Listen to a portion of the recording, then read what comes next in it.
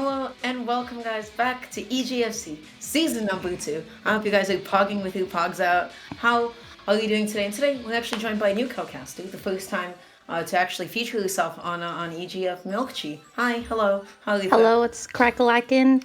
It's Cheryl or Milkchi, and I'm glad to be casting with you. Yeah, hope you're doing okay. Have a talk with each other in a minute. And today the first school that we're going to be seeing is University of Tennessee going up against Marist College.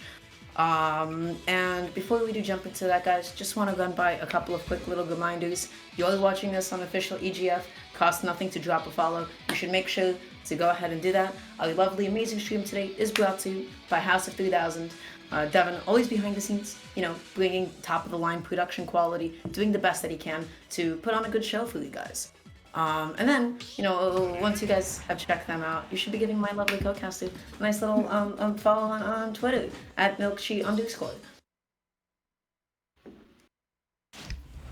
So starting our match with Terry versus Bowser. And I assume Sniff is Sniffles and BowtieKing is Bowser. Okay, so I think I'm remembering Sniffles a little bit from last week when we did see him.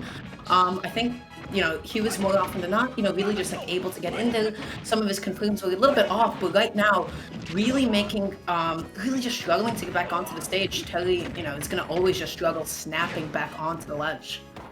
BowtieKing, Bowser in general is really good at edge guarding, and especially catching from underneath the ledge, which we saw a little bit of Sniffles having a little sniffle with that. Man,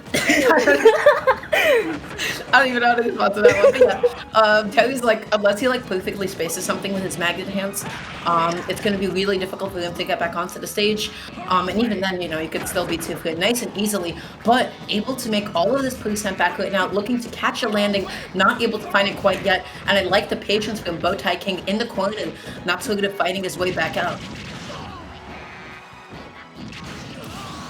Ooh, yeah, I'm catching with the edge guard right there. Terry has to be able to mix up going, mid and high. He has so many different recovery options. But obviously, you go low against Bowser, or just cover every option that you could go for. But so far, Sniffles is really catching. Well, he's falling right into Bowtie's moves. Sniffles is just looking for any opportunity to be able to get the kill here, able to get the jabs, but no up B, no side B, no nothing.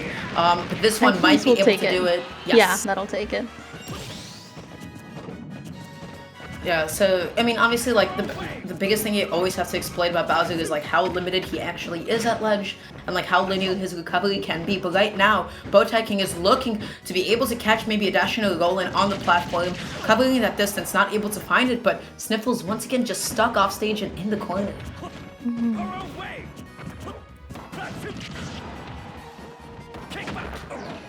And again, just sort of fighting his way back on. One good hit for BowtieKing could take it at this point. Back through, of course, not going to be able to take it quite yet, but a side B and F tilt at the ledge. I do like how BowtieKing is going for down tilt, but I'm curious as to why he opts for down tilt over something like F tilt.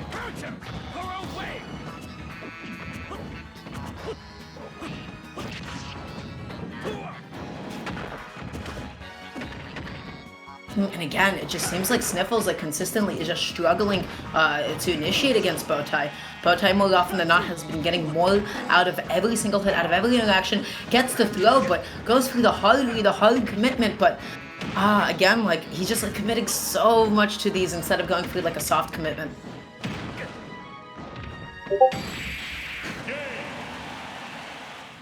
And that's gonna be the back hit to clean that up.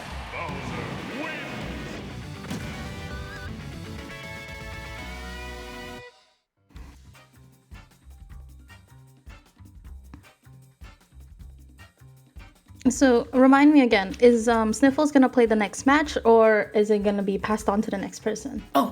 So this is a modified crew battle format. So basically what's gonna be happening is, unlike in a regular crew battle where the person moves on with the amount of stocks, they actually play a best of 3 and they play through points. So for every stock that you're left with at the end of the game, you will be able to get 1 point for your team. So let's say you won game 1 with 2 stocks, that's going to be 2 points. And then if you end up winning the set, that's going to be another 2 points for your team. So the most that you can get is 8, and the least that you can get from winning is going to be only about 4. I see. So it's based on how many stocks they have left or how many stocks they took? How many stocks they have left when they're done with the game. Okay. So since Sniffles is out, would that mean BowtieKing is still on and then... No, it's still best of 3. They're playing out the set, yep. So so unlike in a traditional crew battle, where stage tracking really is not that much of a thing, because they're allowed to play out a best of 3, you're always going to have the metagame aspect of stage tracking. It can be so huge and really important in certain matchups. And like sort of encourages you to play, more so for the long game. It allows you to go for a lot of set play, as opposed to like a regular crew battle where, you're just like constantly changing and throwing new things on the wall and seeing what sticks. I see. Okay. So far they banned FD and Kalos, and I believe PS2? Oh, I think they're choosing PS2. Yeah, it's inevitable. It always happens. Instead of ever downloading to PS2, nobody wants to do it. They just end up striking and going there anyways. What are your thoughts? Oh, sorry. What are your thoughts on the Terry Bowser matchup on Town and City? I think that's an interesting question. I think both of them sort of look for the same thing. So they more often than not will be like, I don't know, I think they're gonna be just like okay no matter what stage they go to. I think Bowser, just because of like, out of virtue of like being able to get more off of jumps, is able to take advantage of the platforms and get some earlier kills with side B. So it definitely favors him a little bit more in that sense, but they both kind of look through the same things in the stage, in my opinion. I think the stationary platforms of PS2 will be helpful for both of them, and I felt like BowtieKing Bowser took more advantage of the moving platforms in Town and City. So it'll be interesting to see how Sniffles takes advantage of the stationary platforms in PS2. For sure. Sniffles, really definitely looked like they were struggling to catch a lot of Bowtie's landings. Bowtie was able to find a lot more of those, especially like when the platforms did end up moving away. So it's going to really be up to Sniffles to try to mix up their mobility as much as they can. Try to land on plat, try to land off stage. You start getting a little too predictable with your landings against Bowser. You're gonna kind of blow up a little bit. Oh, the switch from Terry to Min. Interesting. I don't really know how I feel about this. I think obviously on paper, Min is gonna be able to sort of keep Bowser away and not really let him play his game. He thrives a lot of landing on shield, but Min, aside from like up smash, doesn't have too many out of shield options to be able to deter Bowser. But it's just gonna be up to Bowtie to be able to find those jump-ins. And as we've seen with the previous match with Terry, the Terry option, Bowser was really able to catch a lot of off-stage attacks, which Min can catch better because of the range. Oh yeah, for sure. She is just able to keep herself so safe throughout a couple of hits while, she's just standing really comfortably at mid-stage.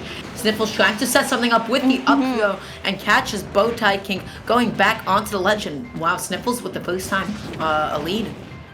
Right, I believe that the Min choice was a good switch from the Terry choice, especially when it comes to offstage battles and edge guarding. Min definitely has the lead.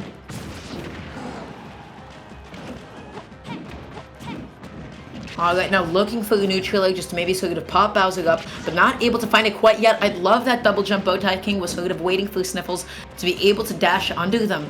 And right now, just looking for any means to once again jump in and finds the nail into the upper, cleaning up the stock count.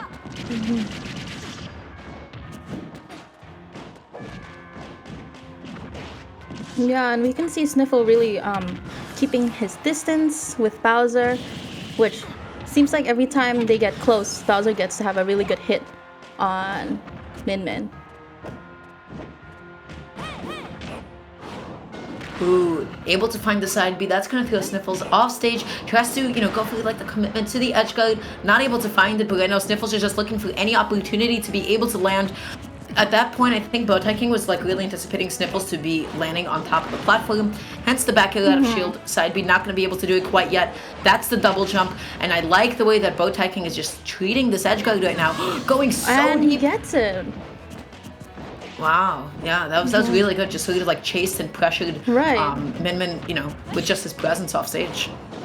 And it seems as though Bowser finally got BowtieKing got the lead and figured out a way to go against Min also by dealing with that grab move. For sure. And right there, once again, just like catching Sniffles, pressing buttons. You know, BowtieKing is just making really good use out of like sort of double jumping and like waiting in that airspace. I would like to see Sniffles at some point just try to adapt, try to sort of air to air Bowser, because BowtieKing seems to be jumping for free. And once again, finding the full hop forwarder, no challenge from Sniffles, and that is going to be a really, really clean 6-point lead right off the bat.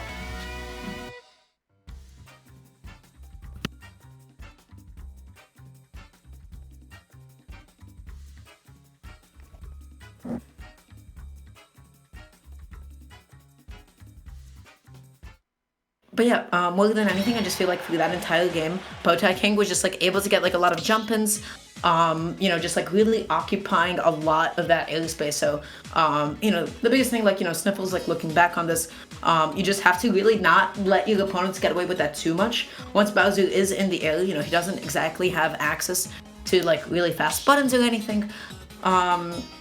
You know, or you know, any like really, really quick mix-ups like that. So from him, you know, jumping is a commitment. So as long as you're able to position yourself and, you know, and like just sort of try to challenge him a little bit.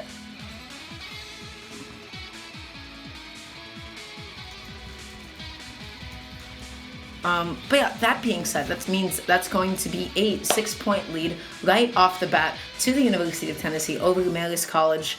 And I believe we already kind of... Do we have the sauce on the next players? Have they been confirmed yet? It's Rograt coming from Marist College. And as